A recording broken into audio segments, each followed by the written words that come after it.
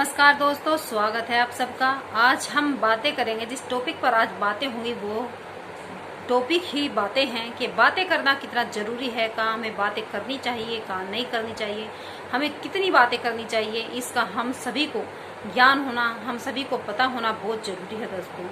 आप सबने देखा होगा कि कुछ दोस्त या कुछ हमारे रिलेटिव ऐसे होते हैं कि जब हम किसी ग्रुप में बैठे हैं, बातें कर रहे हैं, वो एक बंदा ही अपनी बातें बोलता रहता है और इतनी बातें बोलता है, चाहे वो झूठ बोल रहा हो, चाहे वो सच बोल रहा हो, चाहे वो बातें बना बना के बोल रहा हो, आसपास की बोलता है, अपने किसी रिलेटिव की बोल सकता है।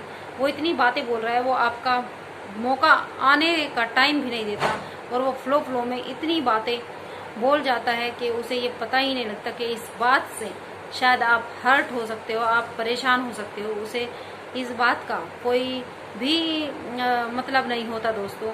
वो कई बार बातें कहकर वहाँ से निकल जाता है और वो खुश रहता है। वो शायद सोचता है कि शायद मेरे ज़्यादा बोलने से मुझे लोग समझदार समझेंगे, इंटेलिजेंट समझेंगे।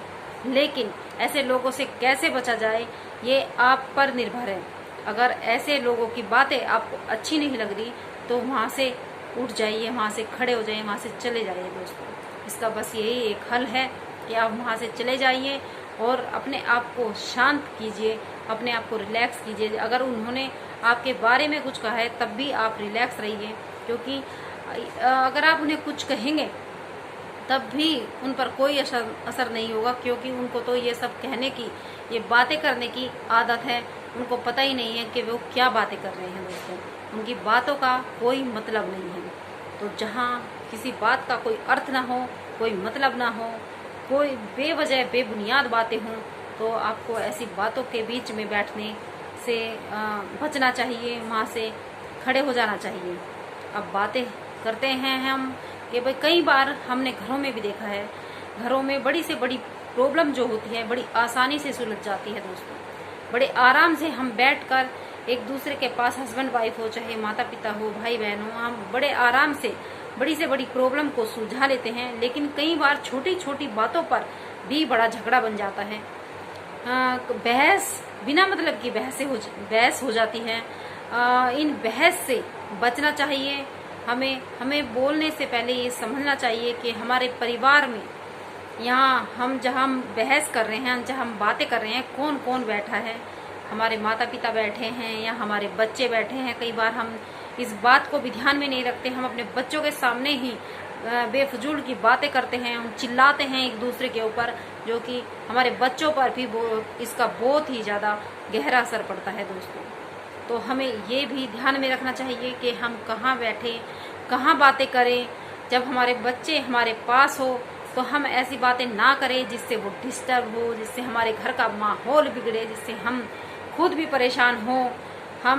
लेकिन अगर हम दोनों बंदों में से कोई एक ऐसा बंदा है जो बातें करने से रुक नहीं रहा, टोंट कसने से रुक नहीं रहा, जो कुछ बोले ही जा रहा है, तो उसमें से एक बंदे को चुप रहना चाहिए। घर की शांति बनाए रखने के लिए चुप रहना चाहिए। चाहे इस एक और सोल्यूशन है इसका, आप वहाँ से चले जाइए, आप दूसरे कमरे में जा सकते हैं, आप अपनी छत पर जा सकते हैं, आप कहीं वहाँ से खड़े हो जाइए, उस कमरे से, उस जगह से आप वहाँ से निकल जाइए।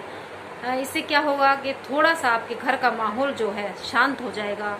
थोड़ा सा आप रिलैक्स होने की कोशिश कीजिए, तो आप देखोगे कि शायद बड़ी बन सकती बातें जो वो बहुत आराम से सुलझ जाएंगी।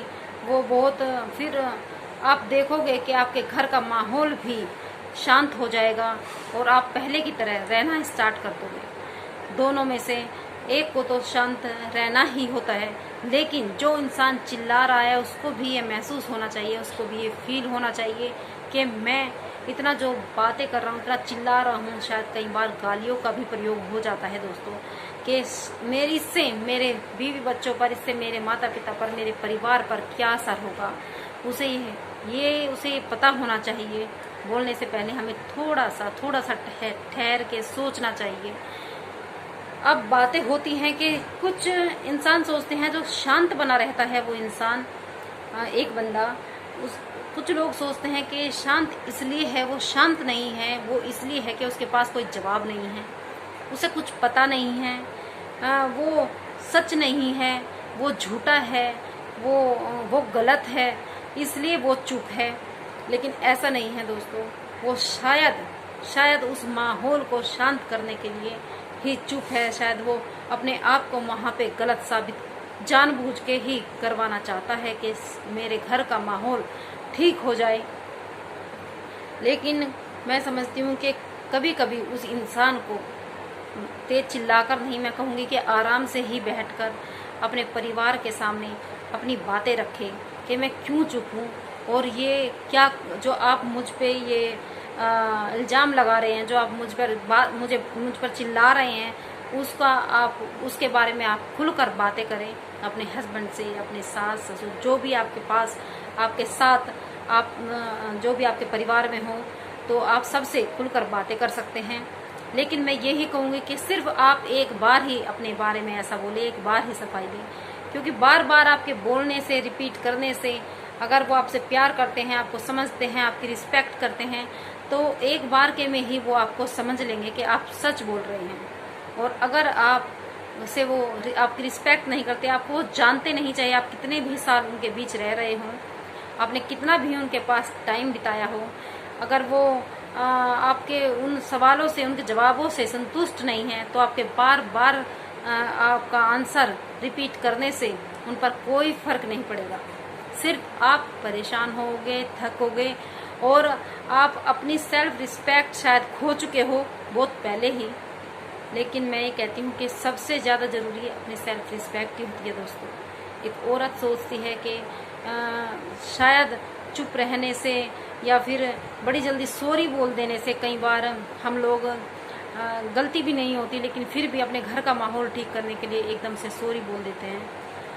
सॉरी बोलने से मैं ये कहती हूँ कि कोई छोटा नहीं होता, लेकिन दूसरे इंसान को ये पता होना चाहिए कि जो ये आज बोल रहे हैं, ये हमसे कितना प्यार करते हैं, कितना सच्चे मन से हमारी रिस्पेक्ट करते हैं, हमसे बात करना चाहते हैं, हमारे बिना रह नहीं सकते। इसीलिए ये इनकी गलती भी नहीं है। ये वो जो बंदा है दूसरा, वो अच्छी तरीके से जानता है, चाहे वो आपका हस्बैंड हो, चाहे वो आपकी सास हो, चाहे नंदे हो, चाहे आपके दोस्त हो, वो कोई भी हो सकता है, वो आपके रिलेटिव हो सकते हैं, वो आपके माता पिता हो सकते हैं। उनको पता होना चाहिए कि भाई हाँ, ये हमसे कितनी सच्चे मन से प्यार करता है, हमारा सम्मान करता है, इसलिए हमारे से बातें कर रहा है, इसलिए ये हमको मनाने की कोशिश कर रहा है। तो उस इंसान को भी उसकी रिस्पेक्ट करनी चाहिए। शायद मैं समझती हूँ कि वो वेट कर रहा होगा कभी ना कभी वो इंसान कि भाई आप भी उसको सॉरी बोले, या आप भी उसे मनाने की कोशिश करें, आप भी उसके लिए कुछ अच्छा सा कुछ करें ताकि वो खुश हो जाए।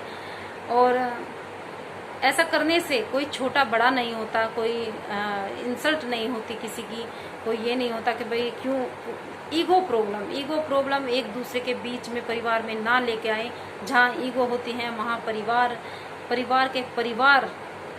नष्ट हो जाते हैं, ख़त्म हो जाते हैं, एक दूसरे से घृणा होती है, एक दूसरे से नफरत करने लगते हैं दोस्तों। तो अपने परिवार में प्यार बनाए रखिए और आपस में खूब एक दूसरे के साथ बातें करें। बातें उतनी ही करें जितनी ज़रूरी हो। मैं समझती हूँ कि शायद हम 40 या 50% तो फालतू में ही ऐसे बकवास बातें करते रहते हैं जिनका कोई अर्थ नहीं होता, कोई मतलब नहीं होता।